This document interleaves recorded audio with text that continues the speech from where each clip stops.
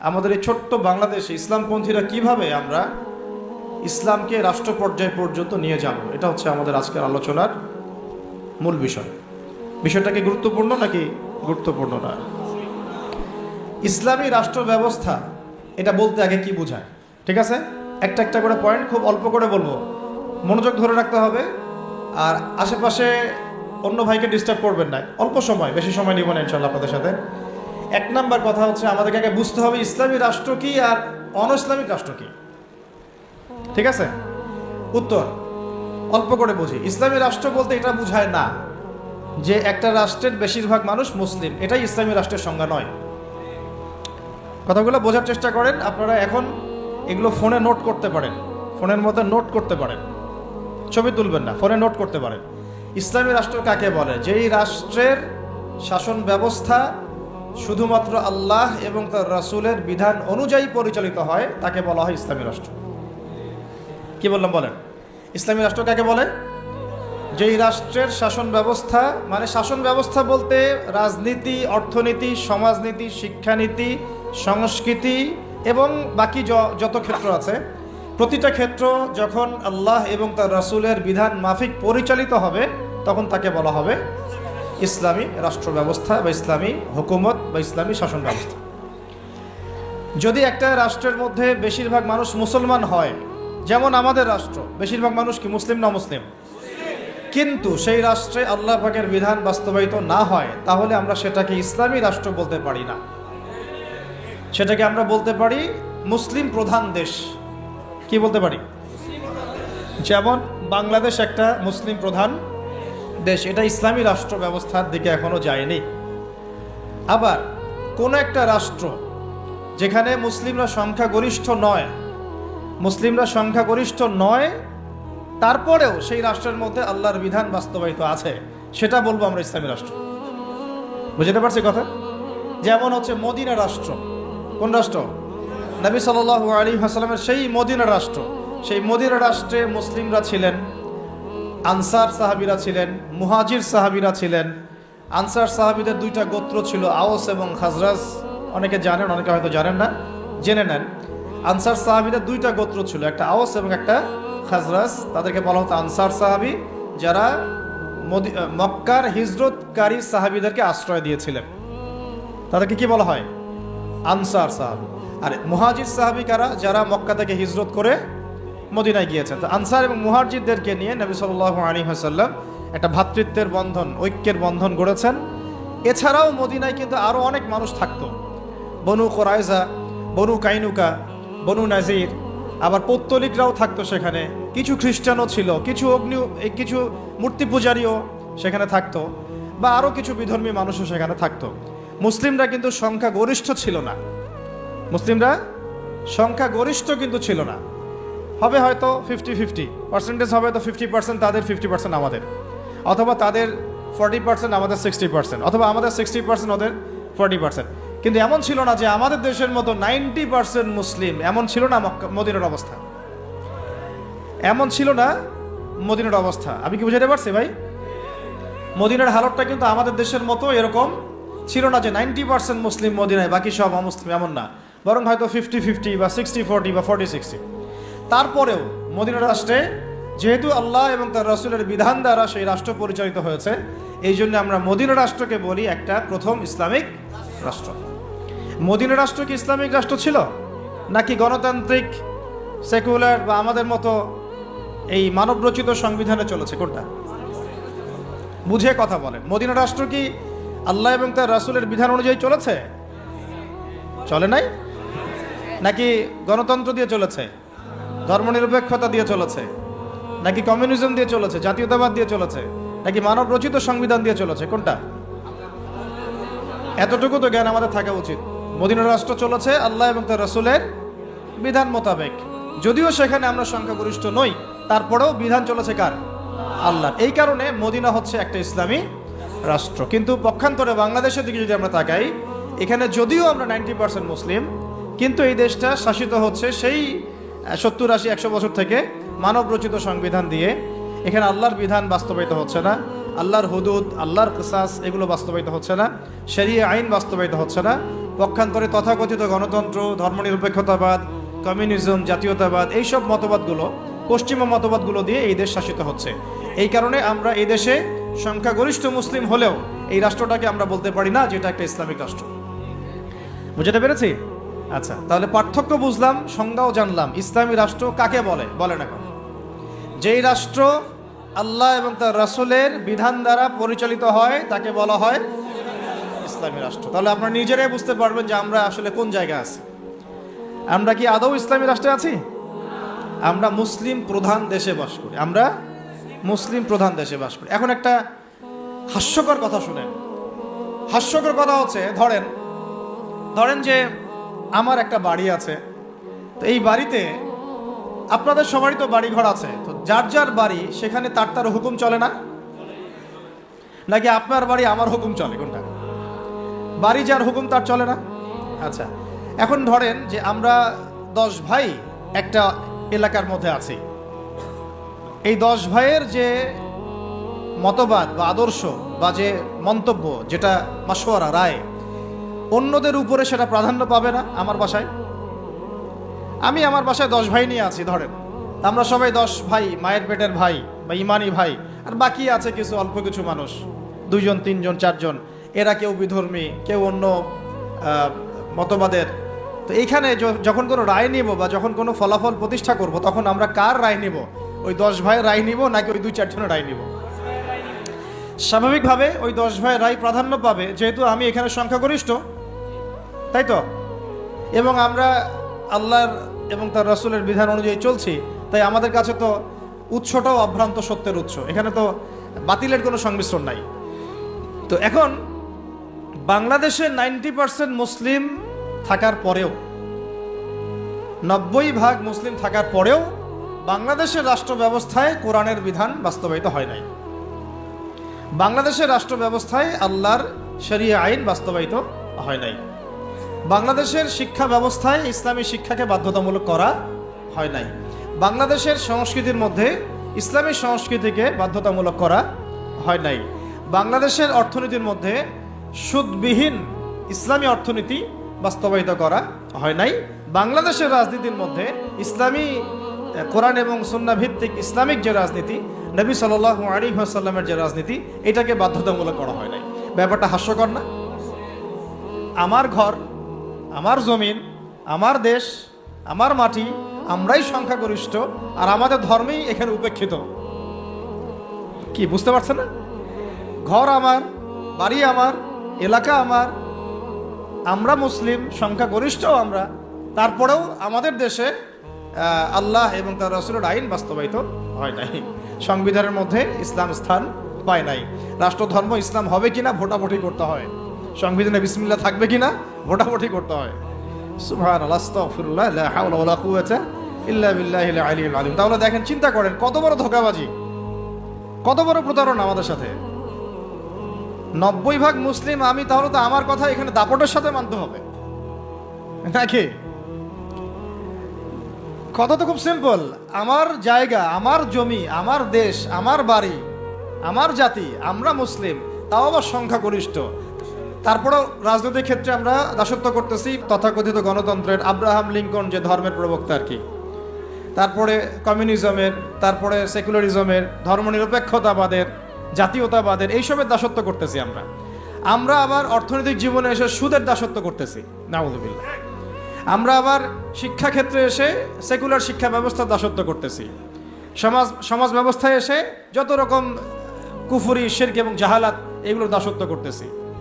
আমরা আবার ব্যক্তি জীবনে এসে দেখা যাচ্ছে, হ্যাঁ, ব্যক্তি জীবনে এসে কেউ কেউ ধর্ম পালন করছি, তাও সেটা মসজিদের ভিতরে হয়তো নামাজ, রোজা, হজ, যাকাত, তাসবিহ, তাহলিল, জিকির, আজগার, এইটুকু সীমাবদ্ধ। কিন্তু ইসলামকে যখন আমরা বলছি ইসলাম শিক্ষায় থাকবে, সমাজে থাকবে, সংস্কৃতিতে থাকবে, অর্থনীতিতে থাকবে, রাজনীতিতে থাকবে, তখন তারা আমাদেরকেই আবার বলছে আমরাই জঙ্গি, সন্ত্রাসী, মৌলবাদী। কত বড় প্রতারণা আমাদের সাথে করা হচ্ছে বা হয়েছে, এটা কি বুঝতে পারছেন কিনা? সবাই বুঝবেন এই কথাগুলো, আমি জানি। যাদের বোঝার তারা বুঝেন, তারা বুঝলেই হবে আর কি। কারণ বাংলাদেশে ইসলামী শাসন ব্যবস্থা গরু ছাগল দিয়ে হবে না। বুঝাতে পারছে কিনা? এটা মানে খুব উঁচু লেভেলের একটা ইবাদত। এই কারণে দেখা যাবে এটা প্রতিষ্ঠিত করার জন্য খুব বুদ্ধিদীপ্ত প্রজন্ম লাগবে আর কি। হ্যাঁ, বুদ্ধিদীপ্ত একটা তরুণ প্রজন্ম লাগবে এবং ওলামায়ে কেরামের সোহবত, দুটো একসাথে যখন হবে ইনশাল্লাহ হয়ে যাবে ইনশাল্লাহ। তাহলে ইসলামী রাষ্ট্র ব্যবস্থা কাকে বলে এটা বুঝলেন, এবং আমাদের সাথে কি ধোঁকাবাজি হয়েছে এটা বুঝলেন।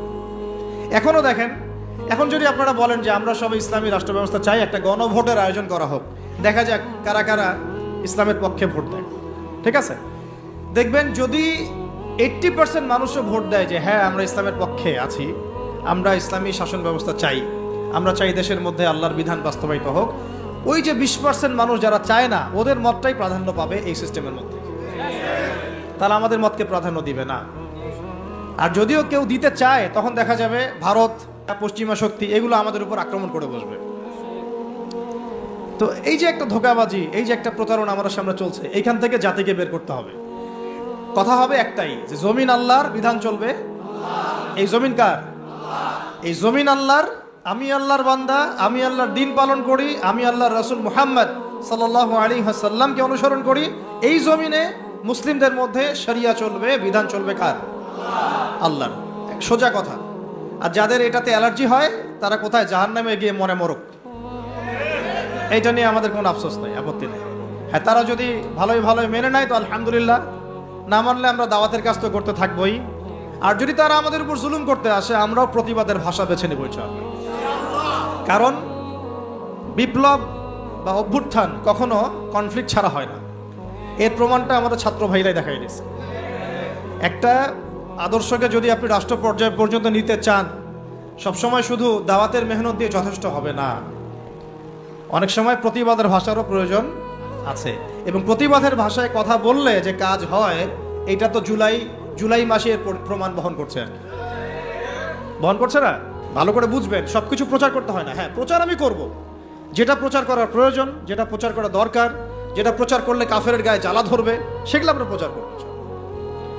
কিন্তু সবকিছু সব জায়গায় প্রচার করতে হয় না, এটা আমাদেরকে বুঝতে হবে। এখন যারা বাংলাদেশকে শাসন করছে এখনো, তারা কি সব পলিসিগুলো সবার সামনে উন্মুক্ত করছে? করছে না। গোপনে গোপনে কি হচ্ছে আল্লাহই ভালো জানে। কি হচ্ছে আমরা তো আজ করতে পারি, আজ তো করতে পারছি। এরপরে যারা ওই যে ওত পেতে বসে আছে আর কি, সুযোগ পাইলেই ক্ষমতা দখল করবে, তারা কি করতেছে এটা কি আপনাদের সবাইকে বলতেছে? গোপনে গোপনে করছে, মাঠ রেডি করছে তারা।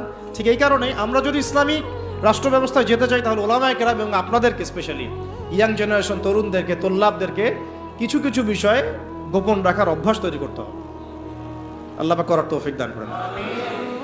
তো একটা তো সংজ্ঞা বুঝলাম যে ইসলামী রাষ্ট্র ব্যবস্থা কাকে বলে। এখন দ্বিতীয় পয়েন্টে আসেন, ইসলামী রাষ্ট্র ব্যবস্থা নতুন কোনো বিষয় নাকি প্রাচীন কোনো বিষয়, এটাতে আসি না। তারা আবার বলবে যে এটা নতুন কোন একটা মতবাদ নিয়ে আসতেছে এরা, বিশ্বের বুকে আমরা তো এগুলো দেখি নাই আগে। আমরা দেখে আসছি ওই সোভিয়েতের শাসন, দেখে আসছি ওই মাও সেতুংয়ের শাসন, দেখে আসছি লেনিনকে দেখেছি, স্টেলিনকে দেখেছি, ওই আব্রাহাম লিঙ্কনের শাসন দেখেছি, তাই না? পশ্চিমাদের উত্থান দেখেছি, ফরাসি বিপ্লব দেখেছি। এরা আবার কি বলে ইসলামী শাসন, ইসলামী খেলাফা, ইসলামী শরিয়া এটা প্রতিষ্ঠা করতে চায়। তো তারা তো আমাদেরকে মনে করবে আমরা জাদুঘরে রাখার প্রাণী, মঙ্গল গ্রহ থেকে মনে হয় আসছে, তাই না? এখন জবাবটা জেনে রাখেন।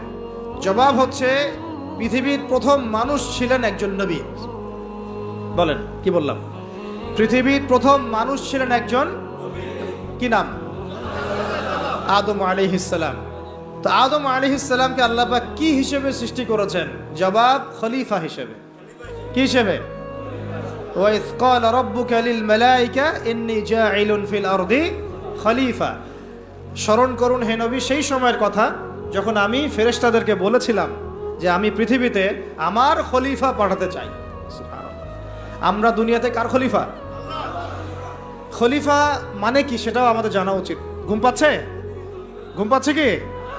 একটু জেগে থাকেন। এরকম বহু রাতের পর রাত না ঘুমায় কাটাতে হবে, তারপরে দিন কায়েম হবে। এমন আমার তো মনে হয় বিগত 3-4 বছরে আমরা 4 মাসও টানা রাত্রেবেলা মনে হয় শান্তিতে ঘুমাই নাই এখন পর্যন্ত। ঠিক আছে, ঘুম কমাতে হবে, পরিশ্রম বাড়াতে হবে, মেহনত বাড়াতে হবে, খাওয়া কমাতে হবে। এরকম ভুঁড়ি বাড়ানো যাবে না। শরীর চর্চা করতে হবে, কসরত করতে হবে। ঠিক আছে, শক্তিশালী হতে হবে মানসিকভাবে, শারীরিকভাবে, ইমানের দিক থেকে, আমলের দিক থেকে। এত দুর্বল হলে চলবে না। বুঝতে পারছি ভাই? সাহাবীদের জীবনীগুলো পড়েন, নবী সাল্লাল্লাহু আলাইহি ওয়াসাল্লাম সিরাতটা পড়েন, দেখেন কিভাবে তারা কষ্ট করেছেন দিনের জন্য, কি পরিমাণ কষ্ট করেছেন। এটা নিয়ে ইনশাআল্লাহ আরেকদিন আলোচনা করব। উহুদের যুদ্ধের ঘটনা যদি পড়েন দেখবেন সাহাবীরা কিভাবে কষ্ট করেছেন, কিভাবে কষ্ট করেছেন।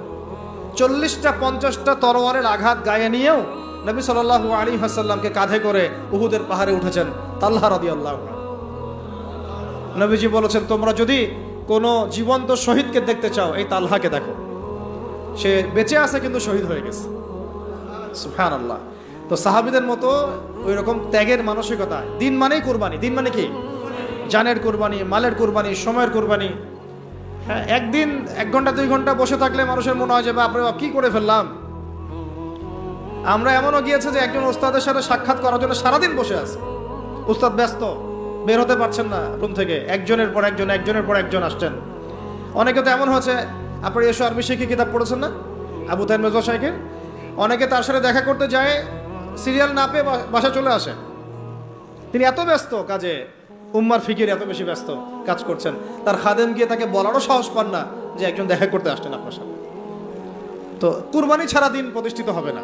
যাই হোক, যুবক ভাইদেরকে বলছি স্পেশালি শক্তিশালী হইতে হবে, সব দিক থেকে শক্তিশালী হইতে হবে। আল্লাহ পাক তৌফিক দান করেন। আমি এখন আপনাদেরকে আমি বলছিলাম যে দেখুন, প্রথম যে মানুষকে আল্লাহ পাক পৃথিবীতে পাঠিয়েছেন, যিনি একজন নবী, তাকে আল্লাহ পাক খলিফা বলেছেন। কি বলেছেন? খলিফা মানে কি এইটা আপনাদেরকে একটু বলি। সফরে প্রতিনিধি, রাইট? সফরে বের হওয়ার সময় একটা দোয়া পড়ি না আমরা, সুবহানাল্লাযী সাখখারা লানা হাযা ওয়া মা কুন্না লাহু মুকরিনিন ওয়া ইন্না ইলা রাব্বিনা লামুনকালিবুন। এই দোয়াটার একটা অংশ আছে, আল্লাহুম্মা আনতা সাহিবু ফিস সাফারি, আল্লাহ এই সফরে তুমি আমার সাথী, আমার সাহেব, ওয়াল খলিফাতু ফিল আহলি ওয়া মালি, আর আল্লাহ তুমি আমার পরিবারের মানে আহলের এবং মালের খলিফা। সুবহানাল্লাহ। মানে খলিফা মানে আল্লাহ আমি তো বাসায় নাই, আমি তো সফরে বের হয়ে গেলাম, আমার বাসার, আমার আহাল, আমার মালের দেখাশোনাকারী খলিফা, তত্ত্বাবধায়ক এবং প্রতিনিধি হচ্ছ তুমি আল্লাহ। খলিফা মানে কি? যিনি একজনের অবর্তমানে আরেকজনের ওই দায়িত্বটাই পালন করেন। তো যদি আমরা পৃথিবীতে আল্লাহর খলিফা হই, তাহলে এই দুনিয়াতে আমাদের দায়িত্ব কি? আল্লাহর বিধান কায়েম করা না?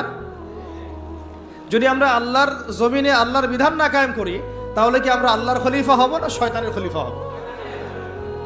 বুঝে কথা বলেন। আল্লাহর জমিনে আমরা এসেছি আল্লাহর খলিফা হয়ে। এই পৃথিবীতে আমরা ছিলাম না, ছিলাম জান্নাতে। কোথায়? সেখান থেকে আমাদের বাবা আদম আলাইহিস সালাম, আমাদের মা হাওয়া আলাইহিস সালামকে পাঠিয়ে দেওয়া হলো। কি কারণে পাঠানো হয়েছে এটা তো অন্য আলোচনা, আপনারা তো জানেনই। সাথে ইবলিসকেও পাঠানো হয়েছে। কাকে? ইবলিসকে। এই কনফ্লিক্ট চলছে, কিয়ামত পর্যন্ত চলবে। এখন মানুষের হায়াত অল্প, ইবলিসের হায়াত আবার কিয়ামত পর্যন্ত, তাই না? তো এখন তার মিশন হচ্ছে মানুষকে সে জাহান্নামে নিয়ে যাবে। আর আদম আলাইহিস সালাম, হাওয়া আলাইহিস সালাম যখন পৃথিবীতে এসেছেন, তখন থেকে নিয়ে এই জমিনে আল্লাহ পাকের খলিফা কারা ছিলেন? আমাদের পিতা, আমাদের মাতা নন? তারপরে তার সন্তান, তার সন্ততি নন?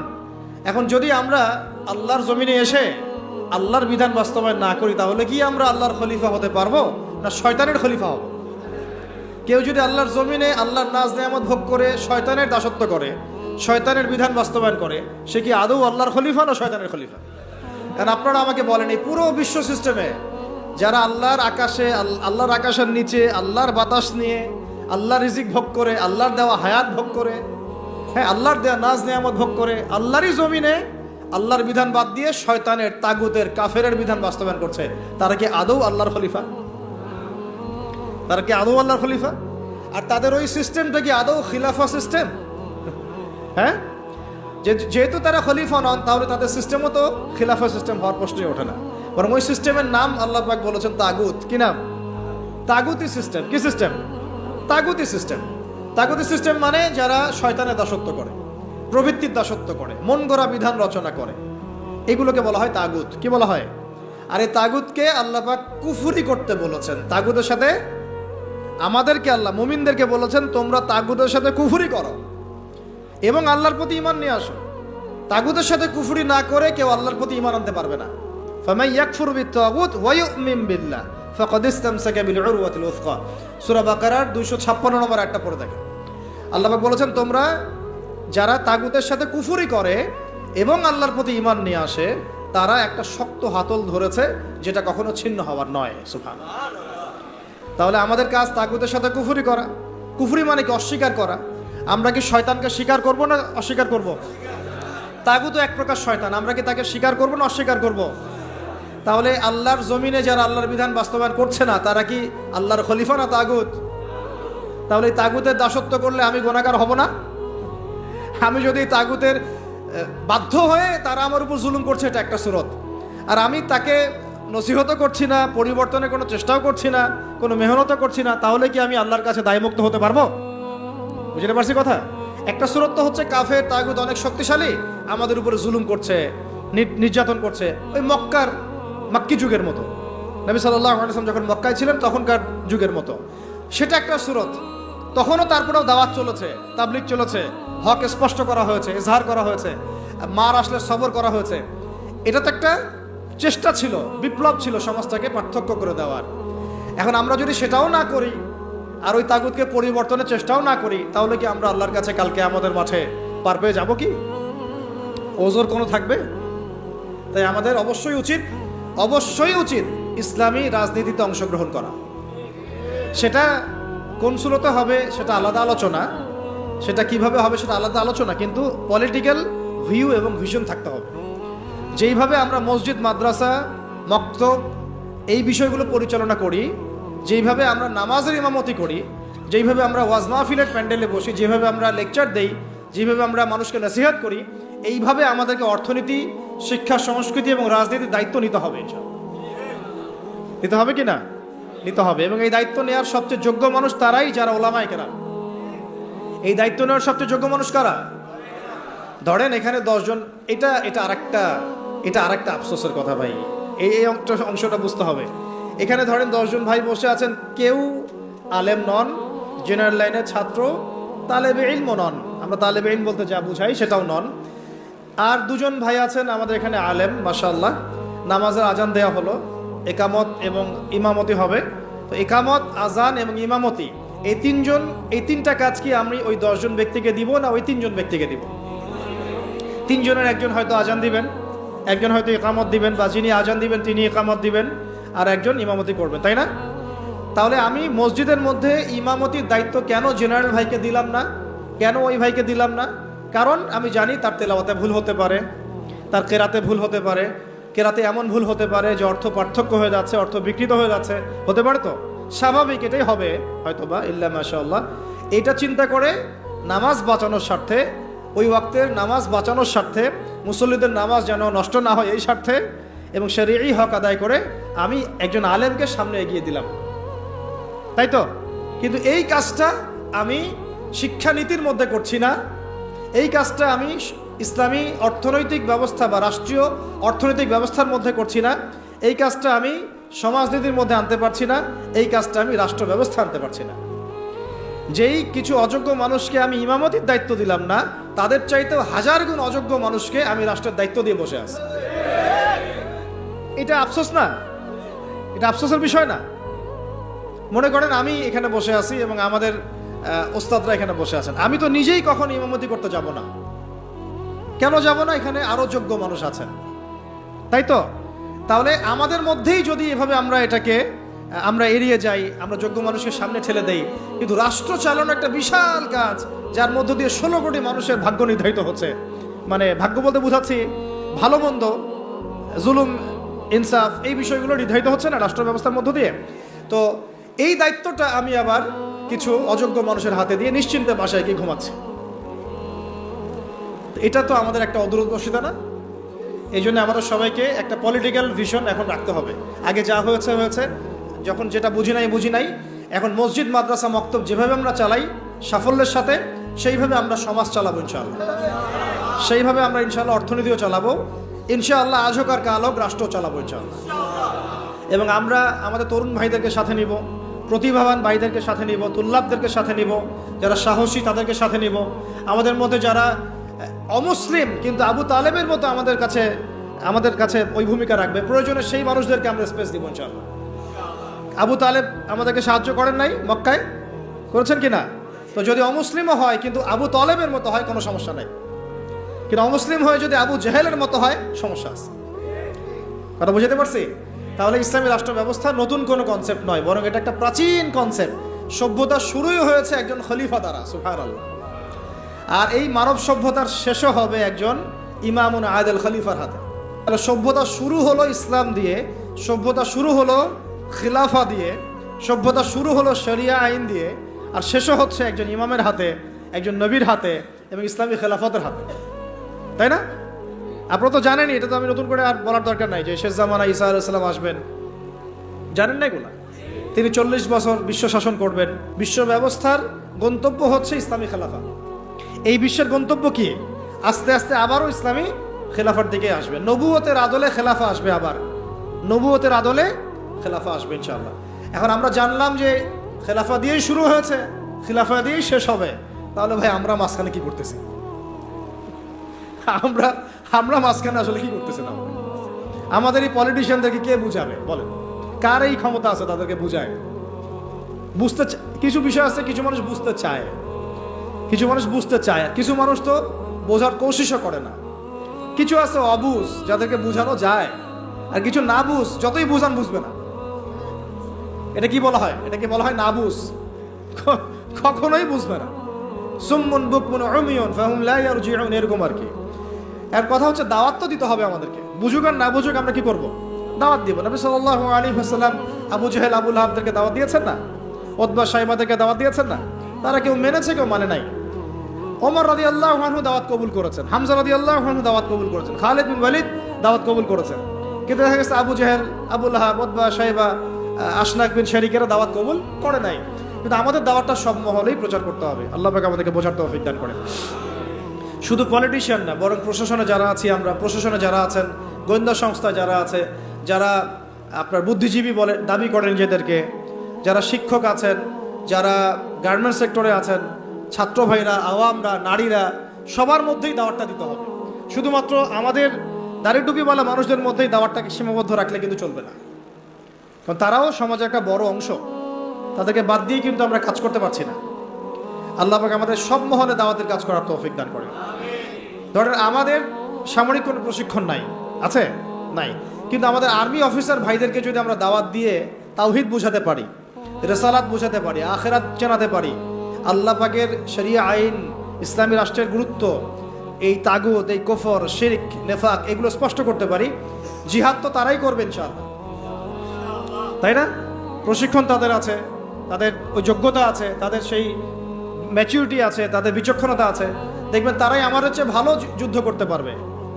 তাহলে যদি আমরা আজ হোক আর কাল হোক, আল্লাহ জানেন ভালো, আমরা জানি না, যদি কোনো কুফার শক্তির সাথে আমাদের কখনো কনফ্লিক্ট হয়, তাহলে সামনে কারা থাকবে? তাদেরকেই তো রাখতে হবে। এই জন্য দাওয়াত তাদেরকেও দিতে হবে অবশ্যই। এই দাওয়াতটা আমাদের একটু ঘাটতি হয়ে গেছে বলে আমি মনে করি। অনেক ওলামায়ে কেরাম একমত হন যে আসলে সব মহলে দাওয়াতটা এইভাবে প্রচার হচ্ছে না। আমরা চিন্তাটা তো এমন থাকা উচিত যে গুম হয়ে গেলেও আমি ওই সেলে বসেও দাওয়াতে কাজ করব, জেলখানায় চলে গেলে ওখানেও আমি দাওয়াতে কাজ করব। এটাও সুন্নাত, এটাও তো সুন্নাত। মানে এভাবে দাওয়াতে কাজ করলে অনেক ফলাফল হয়, ফলাফল আসে। এখন বাংলাদেশে বহু আর্মি অফিসার, মেজর, কর্নেল, র্যাবের অফিসার তওবা করে ফিরে আসতেছে, পুলিশের অফিসার তওবা করে ফিরে আসতেছে, বিজিবির ভাইরা দেখবেন অনেকে মাশাআল্লাহ কঠিন প্র্যাকটিসিং মুসলিম আছে। এই সমস্ত ভাইদের কাছে আমাদেরকে দাওয়াত দিতে হবে। কিসের দাওয়াত দিব? যে ভাই আমরা মুসলিম, দুনিয়াতে একবারই আসছি, আর দ্বিতীয়বার আসতে পারবো না। যতদিন বাঁচতেছি আল্লাহর বিধান মেনে বাঁচবো, আল্লাহর বিধান দ্বারা সমাজ এবং রাষ্ট্র গড়ার চেষ্টা করবো এবং এটার পথ পদ্ধতি আমাদের সামনে স্পষ্ট আছে। আমাদের কাছে পশ্চিমা মতবাদ থেকে পথ পদ্ধতি নেওয়া লাগবে না। আমাদের কাছে পথ পদ্ধতি একদম স্পষ্ট, রূপরেখা আমাদের কি স্পষ্ট আছে। আমাদের গোপন কোনো এজেন্ডা নাই, আমাদের এজেন্ডা একদম স্পষ্ট। আমাদের সামনে নবী সাল্লাল্লাহু আলাইহি ওয়াসাল্লামের উসওয়াতুল হাসানা আছে এবং তার সিরাত মোবারক আমাদের সামনে আছে। ওইটা ধরে ধরে আমরা পথ চলবো ইনশাআল্লাহ। দেখবেন ইনশাআল্লাহ তাআলা একদিন না একদিন আল্লাহ পাকের জমিন আল্লাহর দিন কায়েম হবে ইনশাআল্লাহ। আল্লাহ পাক আমাদের সবাইকে ওই কাফেলায় যেন কবুল করেন। আমিন। এখন এটা যে প্রাচীন মতবাদ এটা বুঝলাম তো, এখন আপনারা আমাকে উত্তর দেন দেখি। অনেক তো বলে ফেললাম। এখন নূহ আলাইহিস সালাম কি আল্লাহর খলিফা ছিলেন না? তিনি কি কোনো শয়তানি মতবাদ চালু করেছিলেন? নাউযুবিল্লাহ। ইব্রাহিম আলাইহিস সালাম তিনি কি মানব রচিত আইন চালু করেছিলেন?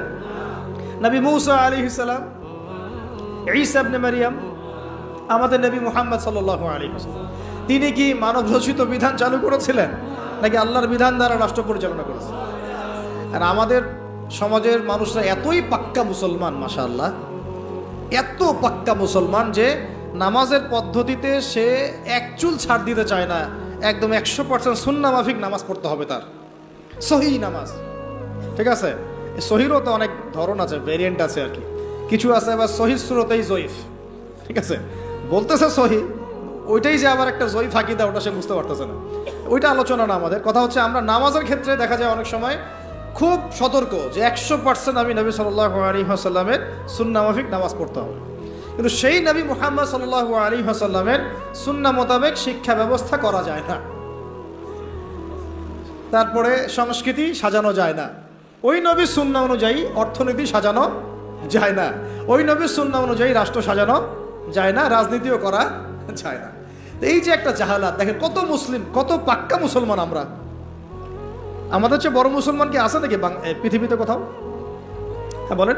যারা ব্যক্তি জীবনে একদম চুল ছেঁড়া সুন্নতের অনুসরণ করতে চায়, নামাজে, রোজায়, হজে, জাকাতে, এমনকি যারা তাগুত, যারা কুফফারদের দাসত্ব করে, যারা ভারতের দালালি করেছে, যারা পশ্চিমাদের দাসত্ব করেছে, এরাও যদি উমরা করতে যায় আমাদের কাছেই মাসালা জিজ্ঞাসা করবে, এই মাসালাটা কি এইভাবে, ওইটাকে এইভাবে, এটা কি এমন করে, সেটা কি এমন করে, ওইখানে সে কোনো ছাড় দিতে রাজি না।